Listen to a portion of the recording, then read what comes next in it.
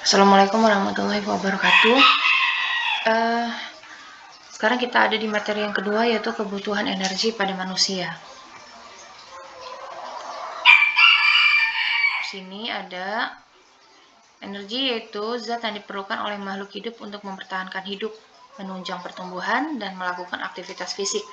Dan perubahan energi makanan ke dalam bentuk lain tidak seluruhnya efisien, hanya 75% energi dapat dikeluarkan dalam bentuk panas. Contohnya reaksi fotosintesis pada tumbuhan. Kemudian ada karbohidrat, lemak, dan protein itu dioksidasi oleh enzim, koenzim ini yang memegang enzim ya, hormon dan oksigen. Pertemuan sebelumnya saya sudah memberitahu enzim dan hormon itu apa, menjadi CO2, air, dan energi. Kemudian di sini ada tabel konsumsi energi. Itu ada karbohidrat, protein, dan lemak, bandingnya antara Indonesia dengan Amerika Serikat.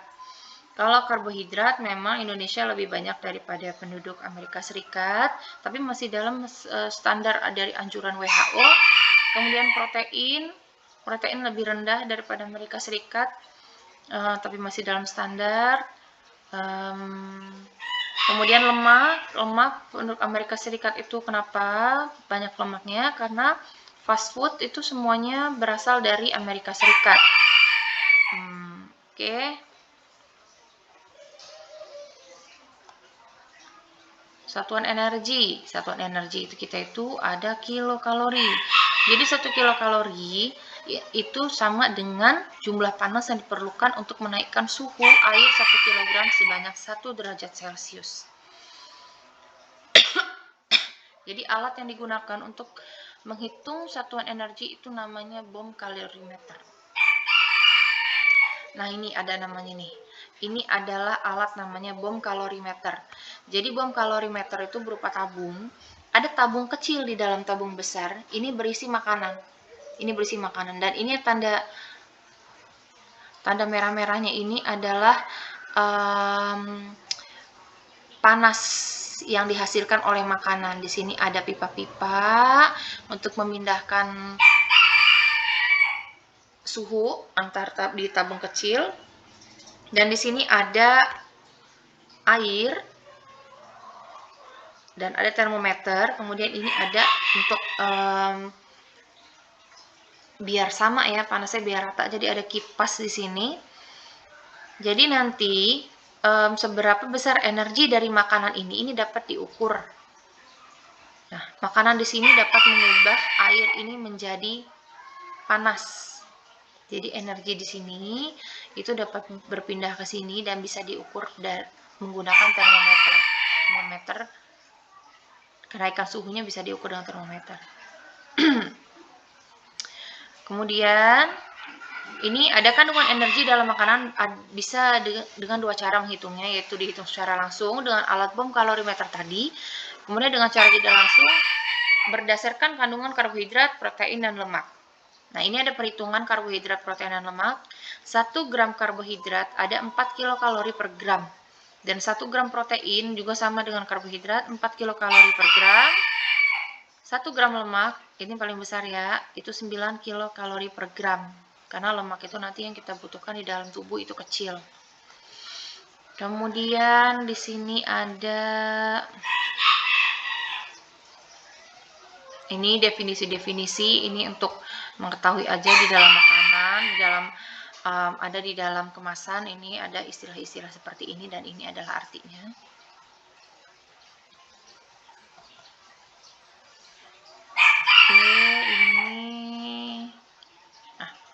Kebutuhan energi total orang dewasa itu ada 3 peruntukan. Yang pertama untuk metabolisme basal, itu untuk bagian dalam tubuh seperti peredaran darah, pernafasan, pekerjaan ginjal, pankreas, dan mempertahankan suhu tubuh.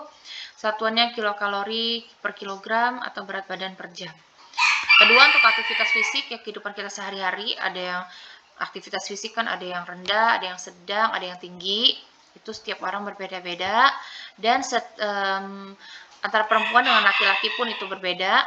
Kemudian 3 efek makanan atau pengaruh dinamik khusus. Ini yang makanan yang berefek tertentu pada tubuh ya maksudnya. Nah ini nggak usah ya. Nah ini ada alat yang digunakan untuk pengukuran AMB dengan kalorimeter tidak langsung, antara lain Benedict Road, cara cepat, FAO atau WHO. Nah saya menyarankan untuk Benedict Road dengan menggunakan Benedict Road. Nanti kalau misalnya kita ujian atau UTS itu saya menggunakan Benedict Road.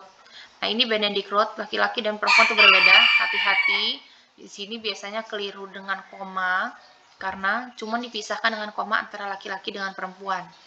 Nah, BB di sini adalah berat badan, ini tinggi badan. Tinggi badan itu dalam satuan sentimeter, dan di sini adalah umur.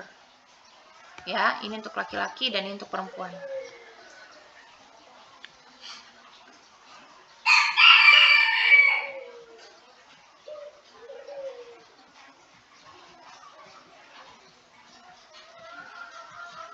Nah, ini faktor-faktor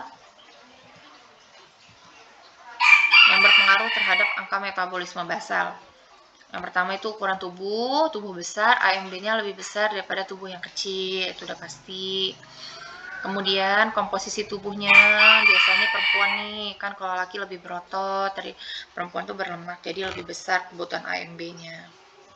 Kemudian jenis kelamin, AMB itu tuh lebih kecil 5% daripada laki-laki.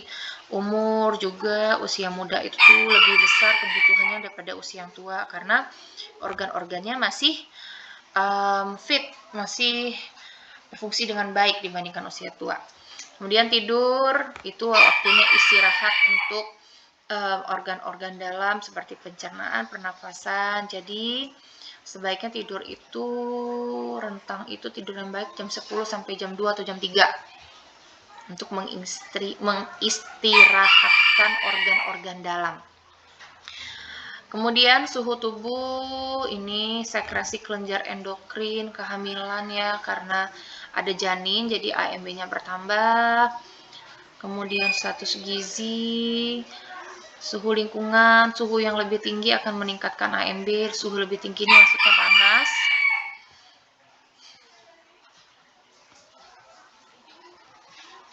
Aktivitas fisik memerlukan energi di luar kebutuhan untuk metabolisme basal.